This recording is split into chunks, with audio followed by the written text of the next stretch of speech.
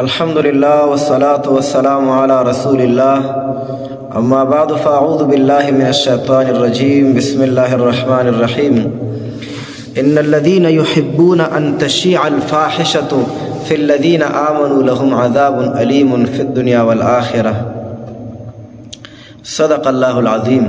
عزتمندو بیان او د اسلام دشمنان همیشه د پاره چې یو بيدینی منګ ته راوړي هغه په یو بل شکل کې راوړي، یو عجیب نوم ورته ورکړي چې خلک په دې باندې پوه نشي، خلک غولوي او ښه نوم ورته ورکړي.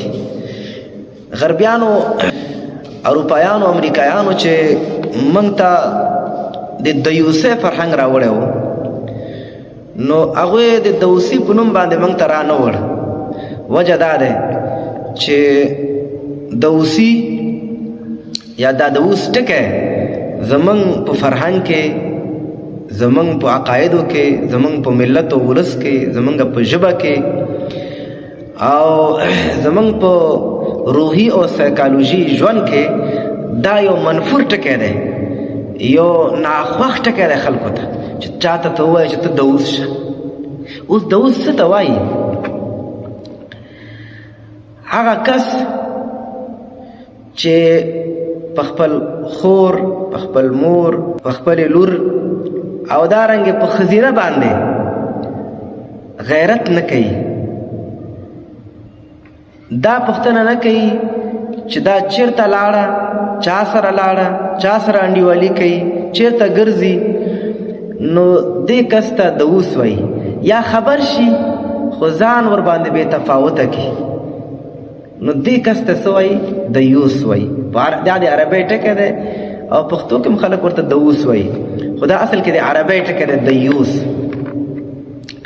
غربیانو همدغه فرهنګ د دیوسۍ فرهنګ موږ ته په یو بل شکل کې پیش کړ، فیمنزم، ازادي، د ښځو ازادي. نو هغوی همدغه رنګې ډېر زیات ازمونه چې اصل کې هغه یو باطله نظریه وي، یو ښه شکل ورکي، ښه نوم ورکي او بیا ټولنې او ولس ته وړاندې کړي او مسلمانانو ته وړاندې کړي، مسلمانان پرې وغولوي. نو هغوی د فیمنزم په نوم باندې، د ښځو د ازادۍ په نوم باندې دا نظریه موږ ته راوړو او مسلمانانو ته خاص کر په افغانستان ته یې راوړی او هغوی بیا دا نظریه د څه دپاره راوړی دلته؟ هغوی په کوم شعار باندې دا نظریه بیا خلکو ته پیش کوو؟ هغوی په دې شعار دا نظریه خلکو ته پیش کولو چې ګوره اروپا ترقي کړی ځکه هلته د ښځو ازادي ده، ګوره امریکا ترقي کړی هلته د ښځو ازادي ده. نو تاسو هم که ښځو ته ازادي ورکړئ نو یو ترقي یافته ولس او ټولنه به تاسو نه جوړ شي. حالان کې خبره داسې نه ده. اروپا او امریکا کې د ښځو د ازادۍ فلسفې تر شا یو پس منظر پروت دی.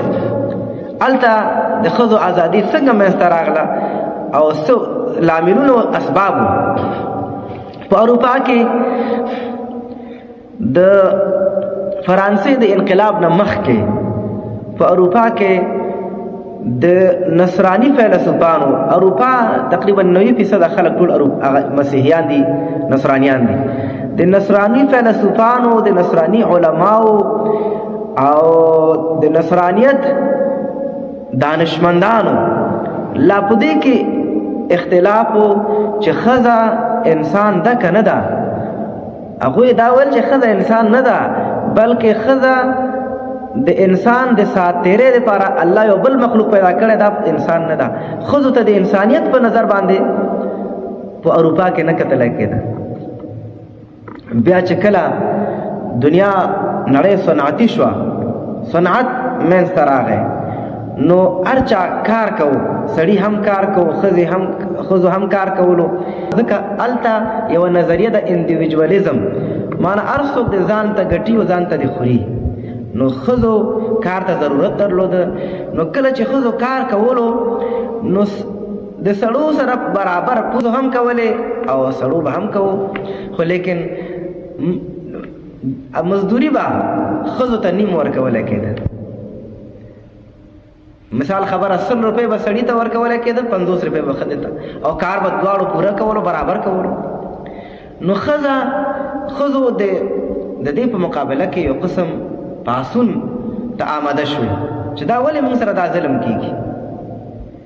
دویم عقده زنانو دا واغسته چې په کمپنیانو کې او په کارځایونو کې ښځې اغوستلی کېدلې، هغه زنانه په کمپنیانو په کارځایونو کې هغه زنانه اغوستلی کېدلې چې کومې زنانه به ښایسته وي یا به ځوانې وي.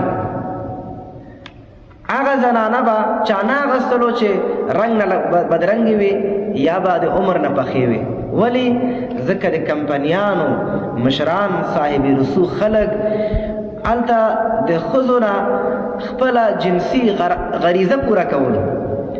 نو د دې وجې نه هغه ښځه به یې په د کار دپاره اغوستله چې یا به ښایسته وه او ځوانه به وه، پخې ښځې او بدرنګې ښځې به دوی نه اغوستې. نو ښځو خو کار ته ضرورت و، ځکه ما وختي یې ویلې چې هلته انډیویجولیزم دی، هره ښځه باید ځان ته وګټي، پیسه پیدا کړي. نو هلته زنانو بیا عقده واغستو د نارینهو په خلاف باندې. دوی ویلې چې موږ باید یو پاڅون وکړو، ځکه موږ د یو معاش مقابله کې دوه کارونه کوو. یو خو په کمپنۍ کې کار کوو، بل د کمپنۍ د مشرانو صاحب رسوخ خلکو جنسي غریزه اروا کوو. نو دا دوه کارونه کوو او پیسه هم بیا نیم راکولی کېږي. دا دویمه عقده زنانو واغسته. دریمه عقده دا وه چې کله په اروپا کې تدین ختم شو، د کلیسا تسلط ختم شو، حرام و حلال پیژندل او حرام و حلال ته کتل دا خبره د منځه لاړ. دا بیله خپله فلسفه ده چې خپله پس منظر لري چې هلته ولې د کلیسا تسلط ختم شو. خو چې کله دا ختم شو، نارینهو به خپل ګرل فرینډ دا به یې ځان ته انتخابولی، یو دوه درې. نو ښځو چې هلته وکته چې او خپلې ښځې باندې به یې بیا پابندیانې لګولو چې چېرته به نه ځې، ته به د بوای فرینډ په انتخاب کې ته واک نه لرې، ته دا نشي کولی. ښځه بیا عقدهمنده شوه. درېیم ځل چې دا وګوره زمونږ خاوندان انډیوالیانې کوي د ښځو سره، مونږ په محرومیت او په مظلومیت کې ساتي. نو درېیمه عقدهمندي زنانه واغسته. څلورمه عقدهمندي هغه دا و چې ښځو ته په اروپا کې په باچایي، په نظام، په وزارت، په ریاست کې او په اوټ ورکولو کې دې کې به هم ښځو ته حق نه ورکولو. نو دغه څلور عقدهمندي دې ته مجبورې کړې چې هغوی پاڅېږي او پاڅون وکړي د سړو په خلاف باندې. نو اروپا کې پاڅونونه وشو، زنانو اواز اوچت که. نو د هغې په نتیجه کې د فیمنیزم نظریه منځته راغی، د ښځو حقوق، د ښځو ازادي او فیمنیزم. چې دا ښځې خو هغوی ځان خپله د زنانو خپل ځان په مظلومیت کې ولیده، په محرومیت کې احساس که. نو چې کله زنانو خپل ځان په مظلومیت او په محسوسیت کې احساس که، نو دوی پاڅون وکړه، انقلاب یې برپا کړه. د هغې انقلاب په نتیجه کې تحریکونه منځته لاړل، فیمنیزم نظریه منځته راغی. هلته د فیمنیزم نظریه منځته راغی. نو فیمنیزم نظریه دا معنا لکه څنګه چې سړی دا اختیار لري چې هغه چا سره انډیوالي کوي، نو ښځه هم اختیار لري. کوم حقوق سړي ته ورکړی شي، دا ټول حقوق باید ښځې ته هم ورکړی شي. نو هلته لکه څنګه چې سړی دا اختیار لري چې د هر چا سره انډیوالي کوي، کولی شي د یو سړی 5 شپږو 10 زنانو سره انډیوالي کوي، کولی شي. همدغه رنګې ښځه هم دا اختیار لري. ځکه د فیمنیزم د تحریک نه وروستو هلته ښځې دا ازادي واغسته. خو البته دومره ده چې په غرب کې د خاوند حق تر بسترې پورې محدود دی. څه معنا؟ او دارنګې د ښځې خاوند نشي کولی چې د بله ښځه د ښځې بسترې ته راولي، او ښځه هم نشي کولی چې بل سړی د خاوند بسترې ته راولي. نور بهر که کمپنۍ کې، که بهر کې وي، که په دفتر کې وي، که هر څه کوي، په ښځو باندې پابندي نشته. نو غربیان راغلي وو موږ ته افغانستان ته، اوس هم دوی همدا غوښتنه لري ښځو ته د ازادي ورکړی شي، د ښځو ازادي، فیمنیزم. نو دغې دپاره دوی کار کوي. خو دا اصل کې د یوسي ځکه اسلام دا نه برداشت کوي. اسلام خو یو غیرتمند دین دی، اسلام غیرت والا شی دی. نو دوی بیا همدغسې ښایسته نوم ورکوي فیمنیزم. نو هلته خو د ښځې په وړاندې ظلمونه روانو، ځکه هلته دا نظریه منځته راغی. نو مسلمان او اسلام خو ښځو ته ډېر حقوق ورکړي،